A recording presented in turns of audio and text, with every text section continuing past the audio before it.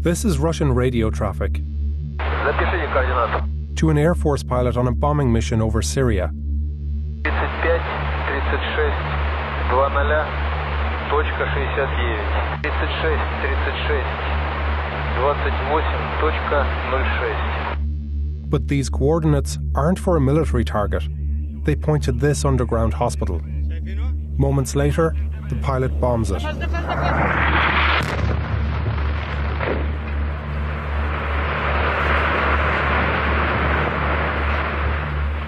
طبعا نلاحظ أنا مش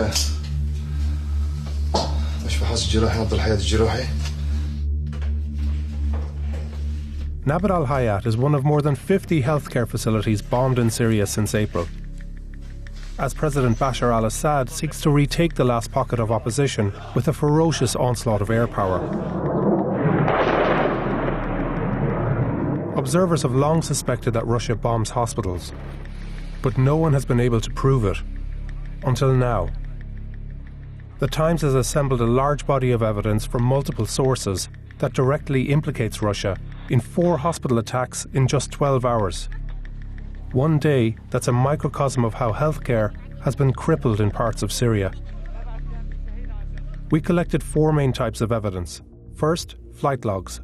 For years, a network of plane spotters has tracked Air Force activity over Syria to warn civilians of incoming attacks. They record sightings of fighter jets and listen in on open radio communications between pilots and air traffic controllers. We received months of those flight logs, which tell us where and when the Russian Air Force was flying. Second, we obtained thousands of recordings of those radio transmissions as Russian pilots operate in the skies above northwest Syria. We spent weeks translating and deciphering their code words to understand how they carry out airstrikes. A pilot receives coordinates for a target. He confirms the target is locked. The pilot calculates the minute he will strike. The dispatcher gives the green light. And the pilot reports back, saying, "Srabotal, I worked it." This gives us the clearest picture yet of how and when Russia bombed targets. Third, we analysed hours of videos of these strikes, which gave us clues about the type of weapons used. We reviewed that footage with experts on the Russian Air Force. And fourth, we established the time these attacks happened by interviewing medics, obtaining incident reports, and examining social media postings. The times of the attacks matched up with sightings of Russian planes and recordings of pilots carrying out strikes. Our detailed findings show how Russia repeatedly violated one of the oldest laws of war. We'll walk through those attacks on May 5th to show how the evidence stacks up. Let's start with Nabad al-Hayat, where local journalists were warned it could be bombed and filmed the attack. First, the strike time. An incident report said it was hit around 2:40 p.m. Second, flight logs. Spotters in the area reported a Russian jet flying overhead just minutes before the attack. Third, radio recordings. The Russian pilot and air traffic controller are heard preparing the attack minutes before 2:40 p.m. Those coordinates point directly at the underground hospital. And at 2:40, the pilot confirms the strike. Fourth, analysis of the strike itself. 3 projectiles fall in quick succession, and very precisely, within around 100 feet of each other. They also appear to explode after a slight delay once they penetrate the ground.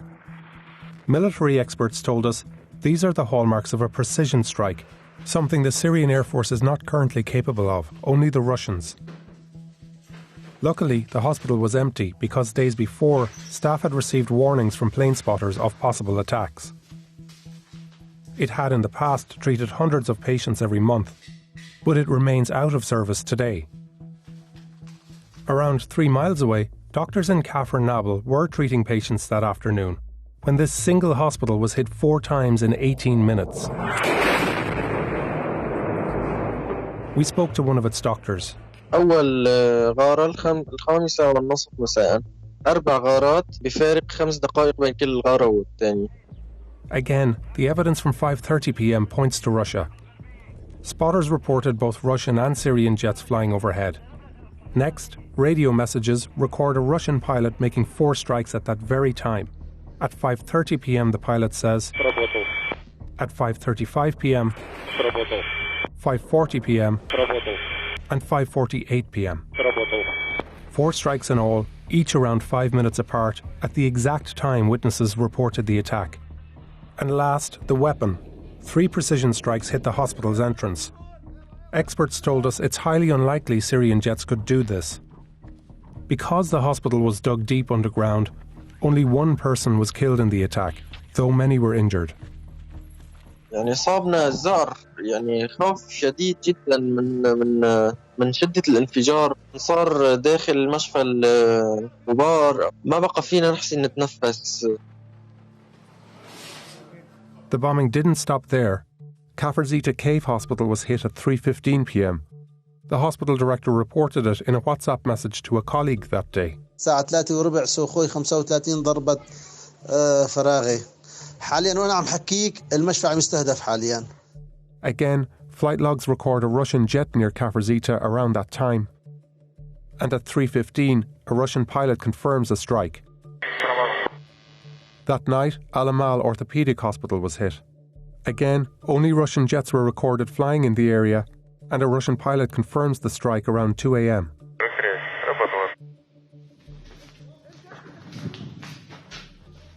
Healthcare facilities have been attacked more than 600 times in the course of Syria's war. It's a deliberate strategy to make civilian life unbearable in opposition strongholds. In response to the Times, Russian officials denied responsibility and said they carry out precision strikes only on what they call accurately researched targets.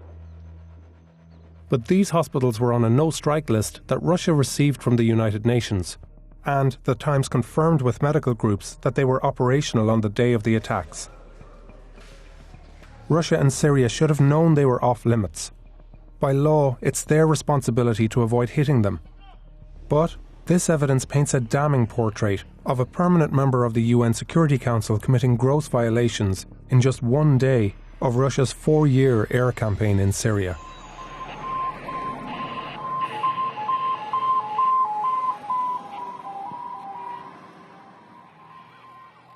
Hey, this is Maliki and I lead the team who worked on this video. We spent thousands of hours putting this investigation together, and we knew we had important new details to share when we got audio recordings of a Russian pilot receiving the coordinates for a hospital and then bombing it. The source of the audio asked to remain anonymous for their safety, but the evidence they provided was irrefutable. We do this work to find the truth and hold people in power to account. Thank you for watching.